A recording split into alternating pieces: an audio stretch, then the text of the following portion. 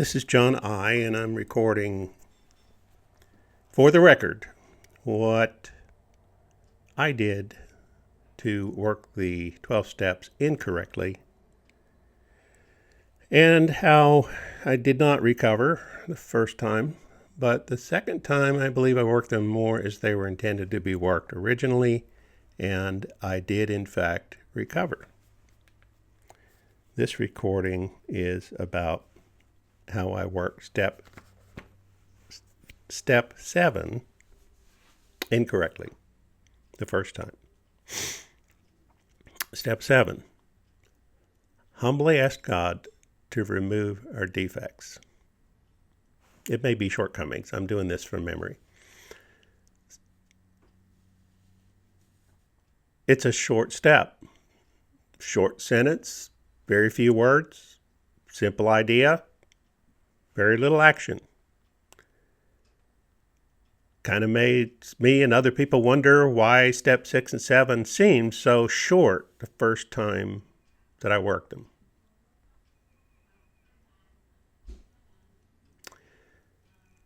And it is short. Dear God, please remove my defects. Okay, I'm done with that step. Check it off. Just 5 or 6 words, and I'm done in 5 seconds with the entire step. Wow, that was easy. That was the first time through, and I didn't get sober. The second time through, I had learned to think a little bit more about a step before I took it. I wanted to make sure I really grasped what I was actually saying when I worked a step out loud or to myself. So if I'm humbly asking God to remove my defects, it means humbly means a possibility. The answer may be no. If I'm at a restaurant, I say, "Hey, waitress, get me some more coffee." Without any respect, without humbly asking. If she was a slave, she would have to do what you say, but if she's like most people I know, she doesn't like being talked to that way, without respect. Ordinarily, when you're asking for something that does not have to be given to you, just be polite. Be humble.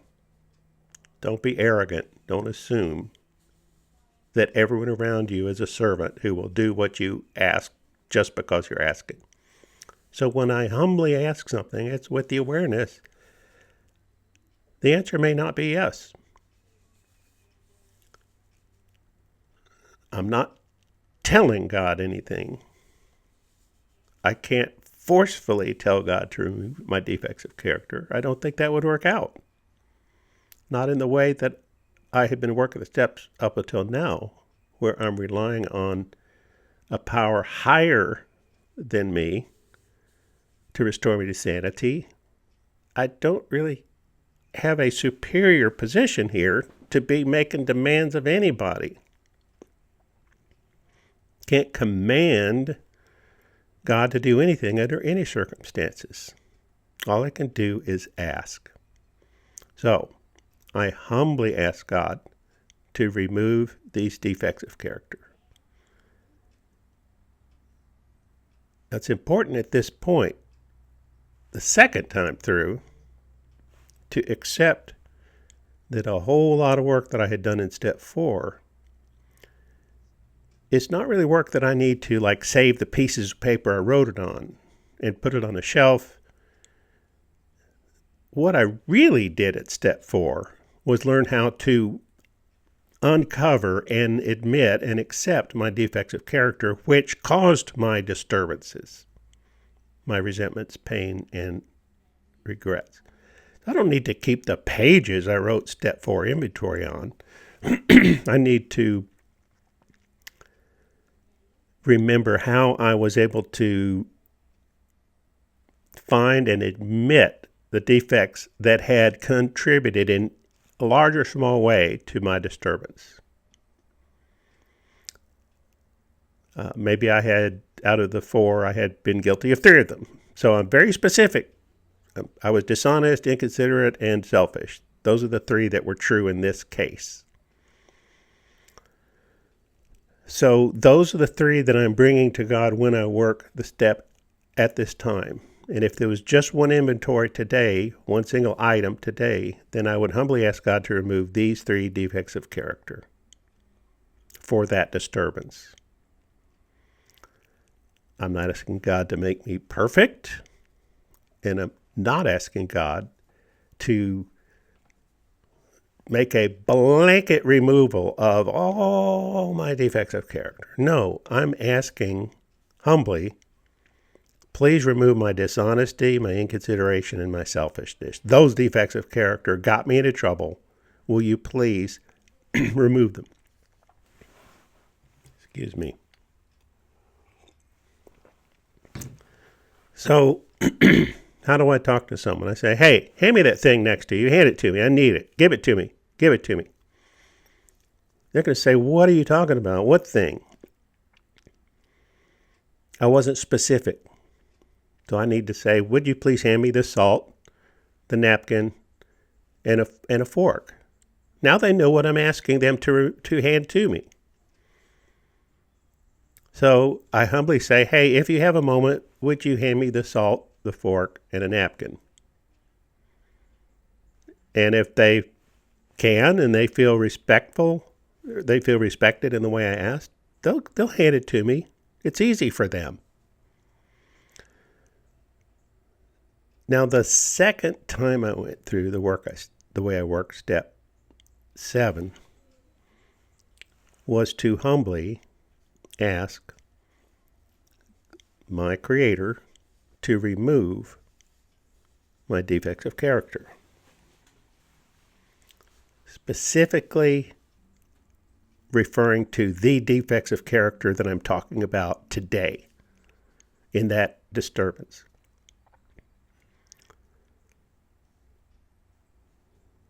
I need to be ready to work this step over a period of years in my life, not just the first time I ever work the steps.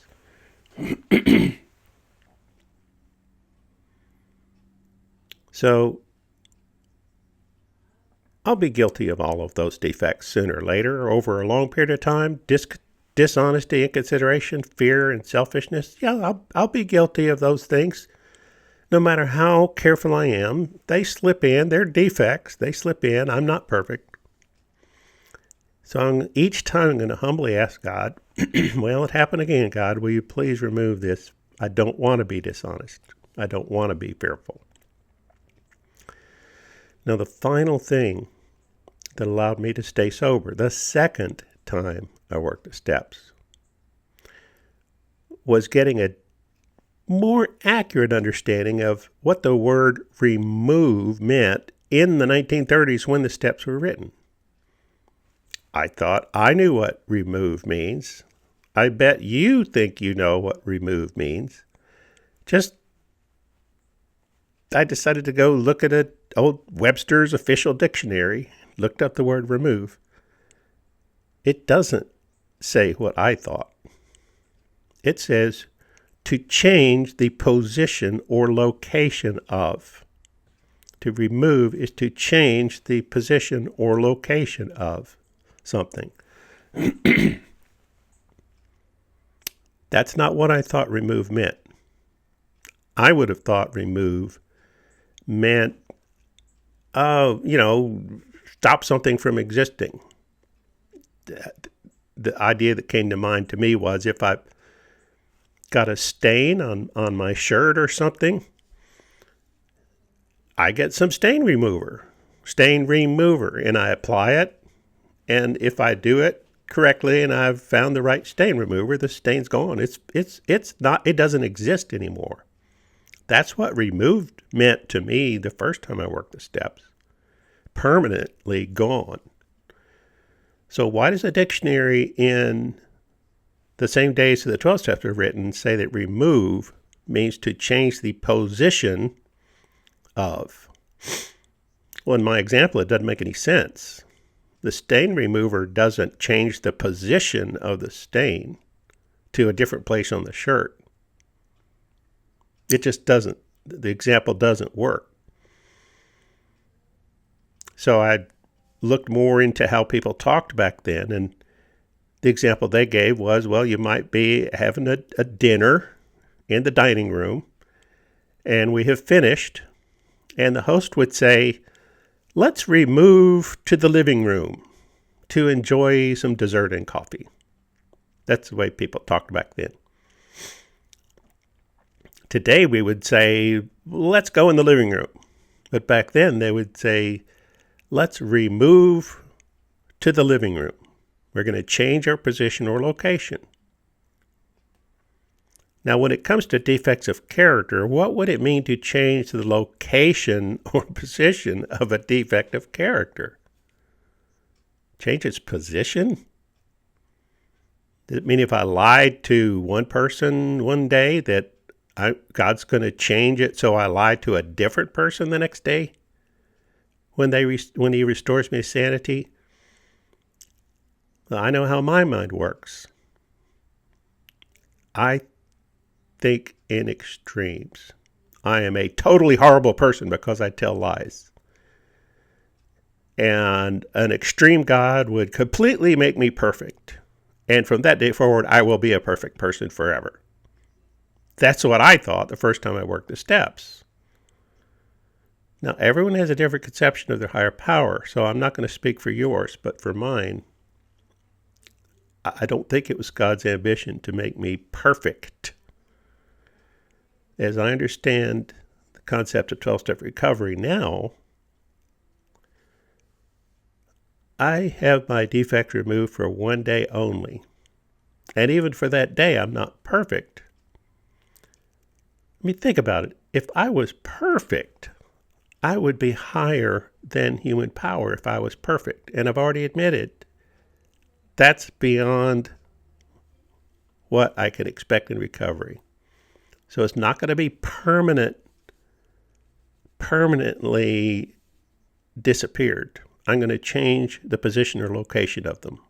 I'm going to get them out of the way so they don't block me from a relationship or from my relationship with God or from myself.